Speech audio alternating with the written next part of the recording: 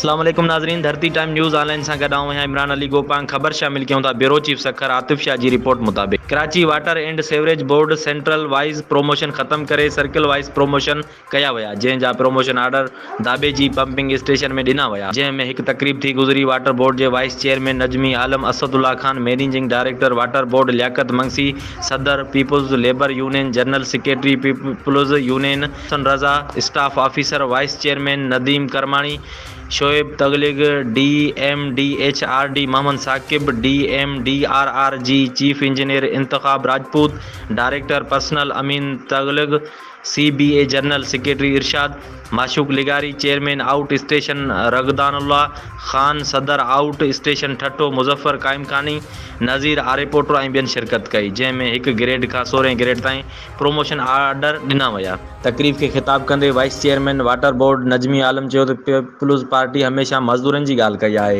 हिन वक़्तु असां बि पोइते पियल इलाइक़े दाबे जी जे ग़रीब मज़दूरनि खां शुरूआति कई आहे। MD water board Asadullah Khan चयो त इदारा हमेशह मज़दूरनि जो ख़्यालु रखियो आहे। दाबे जा मुलाज़िम इदारे जो सरमायो आहिनि। असां प्रोमोशन जी शुरूआति हितां करे रहिया आहियूं, नवनि मुलाज़िमनि जी शुरूआति बि हितां कंदासीं। पीपुल्स लेबर यूनियन जे कारकुननि सॼी क़यादत जो भरपूर इस्तक़बाल कयो ऐं अजरकूं पारायूं। आख़िर में wise chairman MDA water board तरक़ी माणींदड़ प्रोमोशन थींदड़ मुलाज़िमनि खे पंहिंजे हथनि सां आर्डर ॾिना।